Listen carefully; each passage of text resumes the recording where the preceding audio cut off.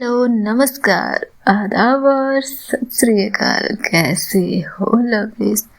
I hope आप लोग स्वस्थ हो गए, मस्त हो गए, बिंदास हो गए। और हम भी बड़े मस्त हैं, बिंदास हैं, सेक्सी हैं और क्या कहते हैं, फनी भी हैं, फ्लर्टी भी हैं, बहुत ज़्यादा बदतमीज भी हैं और माँ कहती है कि बहुत ज़्यादा नालायक भी हैं। तो माँ लोग के लिए तो हम लोग नालायक होते ही होते हैं, नालायक पर तो अपना अधिकार है, सो डोंट वरी, नालायक तो आप लोग भी होगे। तो चलिए स्टोरी पर आते हैं। स्टोरी का नाम है तू है तो, यानी आयशा और माया की कहानी। ओए, इतने ध्यान से क्या सुन रहे हो? पहले स्माइल करो। क्या सोचे, हम भूल गए? बड़े बहुत तेज हो रहे हो, करो करो स्माइल करो। तो चलिए स्टोरी पर आते हैं। पिछले एपिसोड में हमने देखा कि आयशा खुद को बहुत ज़्यादा बोल्ड समझ रही थी और इसके साथ ही वो माया को अपनी तरफ खींचती है और माया का दीप के नाम लेना जैसे उसे भाया नहीं था। अब आगे माया धीरे धीरे उठने की कोशिश करती और आयशा उस पर अपनी पकड़ मजबूत करते हुए, क्यों माया सहगल, डर लग रहा है अब आपको? क्यों डर रही हैं आप? अरे हाँ, मैं तो भूल ही गई, अगर मैं दीप के साथ हूँ तो आप भी तो उस, क्या नाम है उसके साथ है ना। वैसे सच कहूँ माया, आपके लिए वो नहीं है, कैसा लंगूर जैसा दिखता है। और दीप तो मेरा दोस्त भी है, उसने मुझे धोखा भी नहीं दिया। वो तो धोखेबाज है माया, उसने आपको धोखा भी दिया, फिर आपने उसे क्यों चुन लिया? और जब अब तक नहीं चुना, अब तक आपने किसी का चुनाव नहीं किया, तो इतनी क्या जल्दीबाजी थी माया आपको? क्या रिश्तों में बंधना आपके लिए कोई मजबूरी थी जो आपने उस जैसे इंसान को चुन लिया? वो आपको डिजर्व नहीं करता माया, वो आपके लायक नहीं है, समझिए बात को आप। तो मेरे लायक कौन है आयशा? माया ने उसकी आंखों में देखकर पूछा था। कौन है जो तुम्हें लगता है कि मेरे लायक है, जो मुझे संभाल सकता है, जो मेरी इस बेरंग सी दुनिया में खुद को फिट कर सकता है, जो मेरी बेतुकी बातों को समझ सकता है? बताओ, तुम्हारी नजर में है कोई एक ऐसा इंसान? और आयशा ने माया की तरफ देखा और उसकी ही किताब की एक लाइन को अपने होठों पर लाते हुए उसे अचंभित कर दिया था।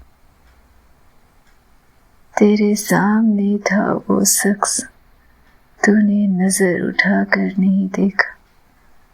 इश्क की राह में तेरा इंतजार इतना खुदगर्ज हो गया था क्या? और इसका मतलब क्या है आयशा?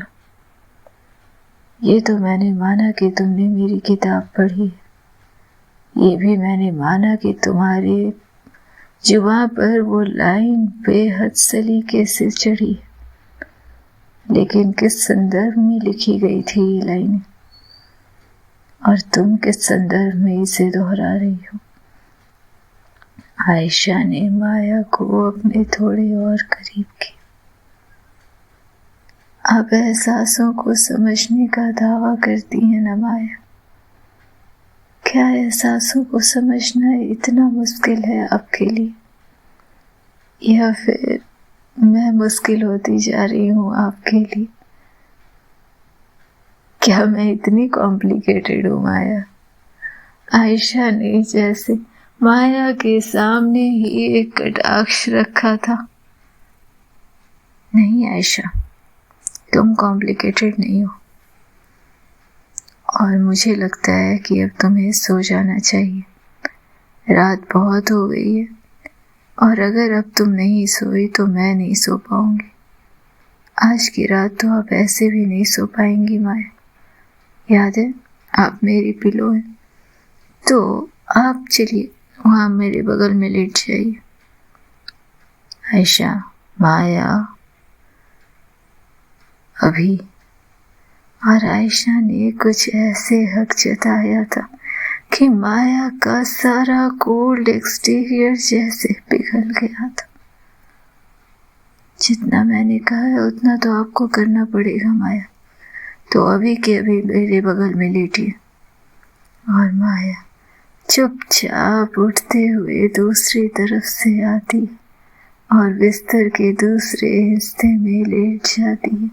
नजरें जैसे पंखे को देख रही थी और आयशा उसके ऊपर एक पैर रखे, सीने पर सर रखे उसे पकड़ चुकी थी।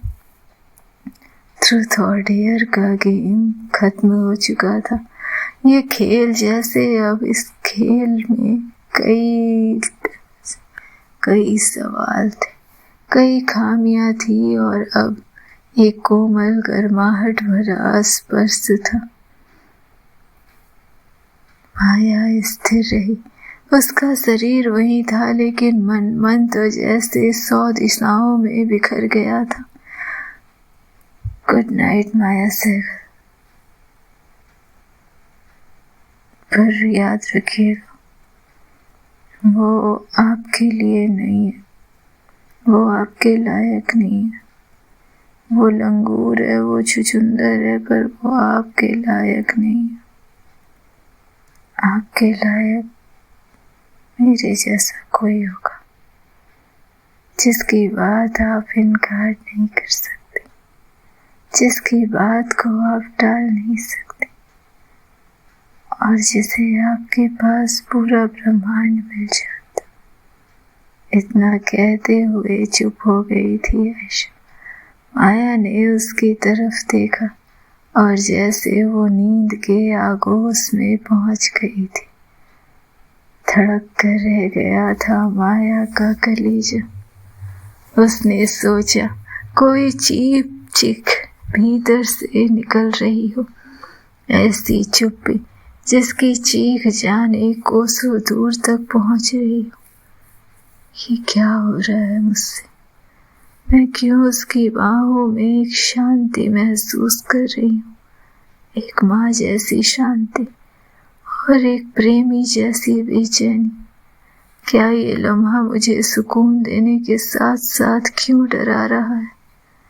आयशा सो चुकी थी, पर शायद उसकी सांसों को बस यही भ्रम हो रहा था। उसकी पकड़ अब भी ढीली नहीं हुई थी, जैसे उसने माया को रात से नहीं अपने अकेलेपन से बचाने के लिए थामा हो। माया की उंगलियां अब तक सख्त थी, पर उसका दिल वो लगातार पिघल रहा था। मैं कैसे यहाँ आ गई आयशा? मैं जो दुनिया से कटी हुई थी, मैं जिसने अपने जीवन को एक सधे हुए ठंडे ढांचे में बांध रखा था, अब हर रात उसके सवालों में, उसकी हंसी में, उसकी खामोशी में खुद को खो दी जा रही हूँ। क्या ये बस एक पल की कमजोरी है या कोई नई शुरुआत जिसकी मुझे इजाजत नहीं होनी चाहिए? अगर मैं जरा भी और पास गई तो क्या मैं खुद को रोक पाऊंगी, या फिर ये वही रिश्ता है जो मेरी अधूरी किताबों की अधूरी कहानियों में बार बार आकर रुक जाता था? आखिर कौन हूं मैं उसके लिए? एक लेखक जिससे वो आकर्षित है, या एक इंसान जिसे वो समझना चाहती है, या कुछ और जिसका नाम मैं खुद नहीं ले पा रही? बिस्तर के उस सिरे पर चुपचाप लेटी माया अब थक चुकी थी, भीतर से थक चुकी थी। उसने आयशा की हथेलियों को देखा जो उसके कमर के पास बंधी हुई थी। क्या ये उसी की जरूरत है सिर्फ, या मेरी भी? क्या मैं उससे बचना चाहती हूँ, या बस इस डर से दूर भाग रही हूँ कि कहीं मैं फिर से ना टूट जाऊं? आसमान अब और गहरा हो गया था, कमरे में नींद नहीं थी, सिर्फ उनिंदा प्यार था। माया ने आयशा की पीठ पर धीरे से हाथ रखा। ना कोई इच्छा, ना कोई आग्रह, बस एक आदत जो अब जन्म ले चुकी थी। और मन ही मन उसने सोचा, कल सुबह मैं फिर से वही बन जाऊंगी, सख्त, ठंडी और सीमाओं वाली। पर आज की रात मैं सिर्फ इंसान रहना चाहती। क्या इतनी इजाजत दे सकती है माया सहगल आप मुझे, जैसे अपनी ही किसी आकृति से वो इजाजत मांग रही थी।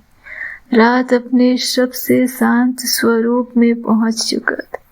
कमरे में बस 2 सांसों की धड़कनें थी, एक शांत, स्थिर और गहरी, जो माया को उसके गले पर महसूस हो रही थी, और दूसरी हल्की, गर्म और कहीं भीतर से कांपती हुई। आयशा अब भी माया को थामे हुए थी। उसकी बाहें उसके इर्द गिर्द बंधी थी, जैसे कोई डरावना सपना अगर पास आए तो माया उसे भी रोक दे आयशा के लिए। उसका चेहरा माया के गले के पास था। बालों की एक लट माया की त्वचा को हल्के से छूती रही थी सारी रात। वो सो रही थी, ये शायद सोने की कोशिश में उसी शांति में बह गई थी जो माया की गर्माहट से उसे मिली थी। पर माया नहीं सोई, वो तो बस जागी रही, जैसे कोई उपवास कर रहा हो किसी अनाम भावना के नाम पर। उसने आयशा के माथे को देखा, थोड़ा भीगा हुआ, शायद नींद में आए किसी टूटे ख्वाब की वजह से। फिर उसकी उंगलियां वहां पहुंची, धीरे धीरे माथे से बालों तक, बालों से कनपटी तक, एक माँ की तरह, एक प्रेमी की तरह, या एक थकी हुई आत्मा की तरह जो किसी और की सांसों में खुद को सुकून देना चाहती थी, खुद को जीवंत करना चाहती थी। तुम इतनी शांत क्यों लगती हो सोते वक्त आयशा? उसके मन ने कहा, लेकिन होठ नहीं हिले।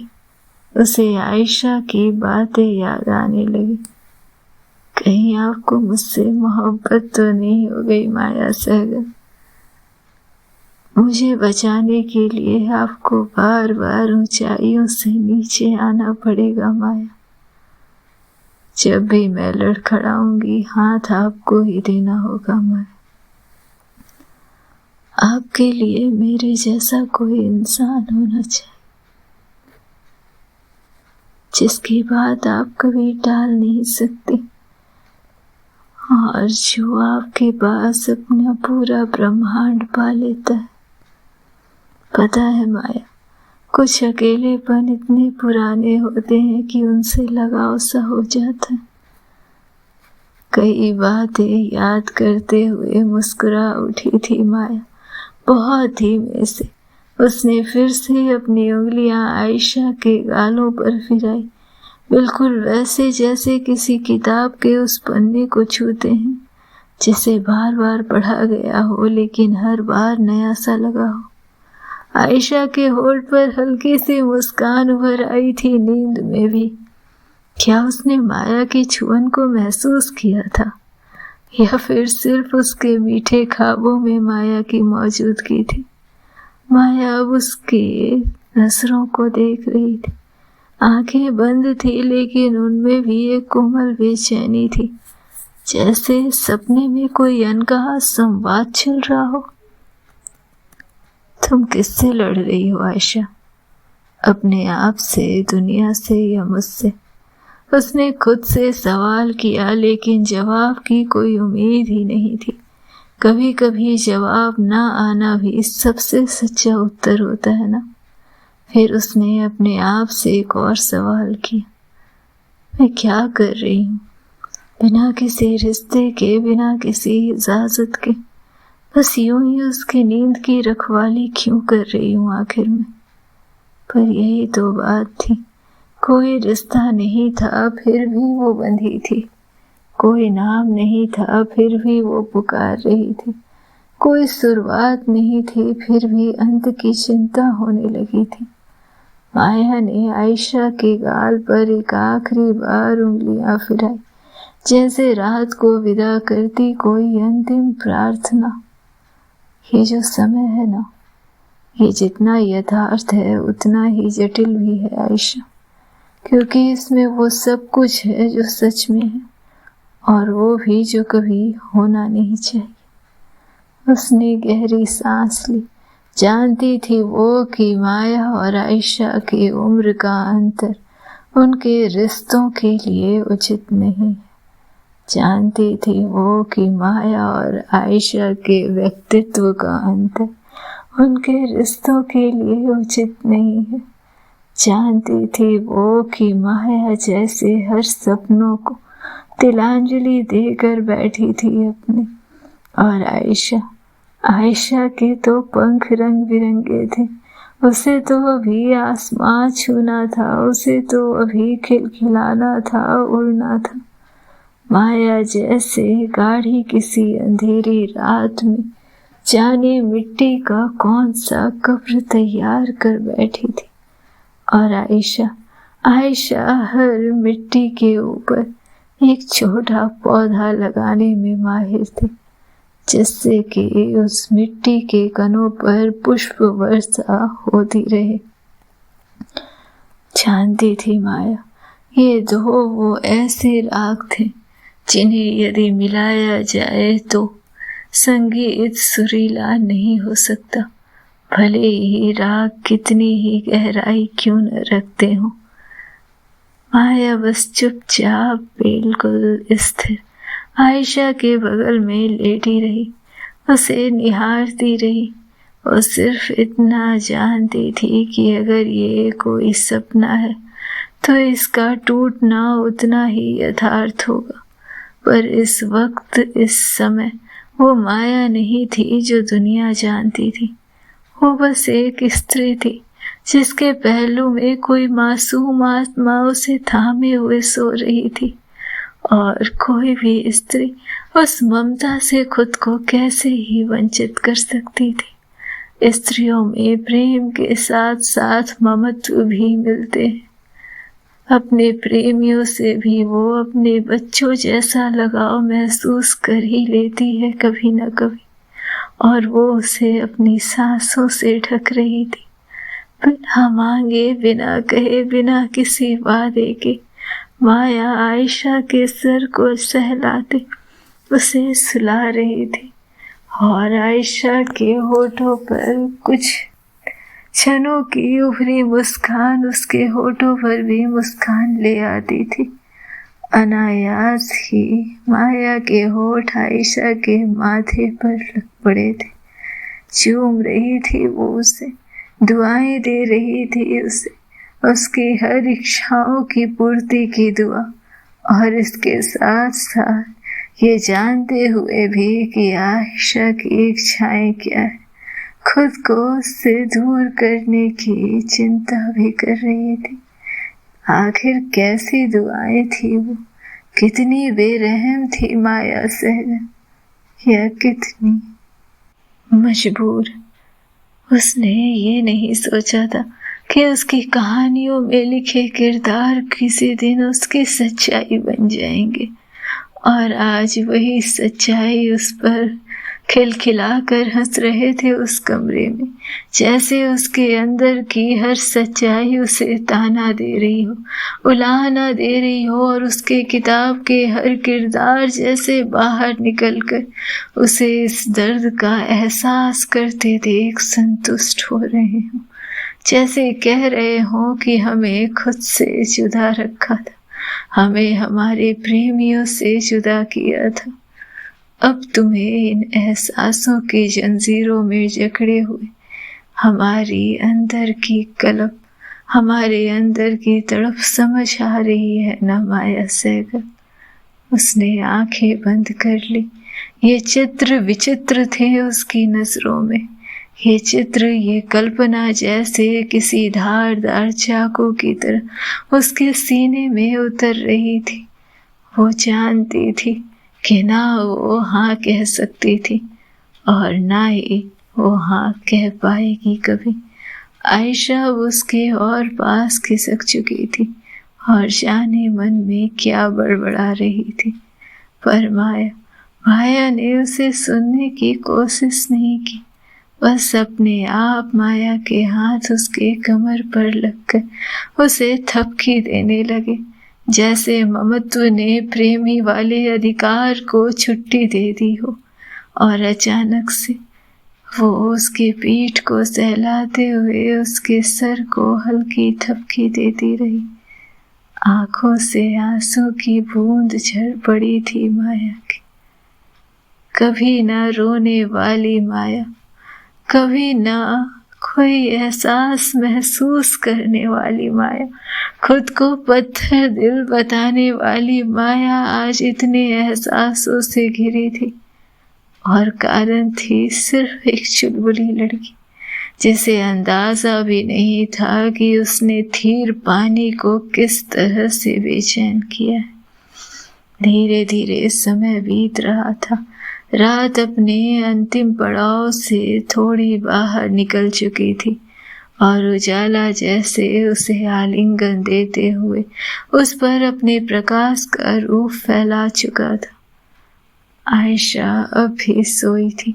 माया धीरे से उठती है, लेकिन आयशा की पकड़ ऐसी थी जैसे जानती थी वो कि माया का जाना उतना ही जरूरी है, उतना ही सही है, और वो माया को रोकना चाहती थी।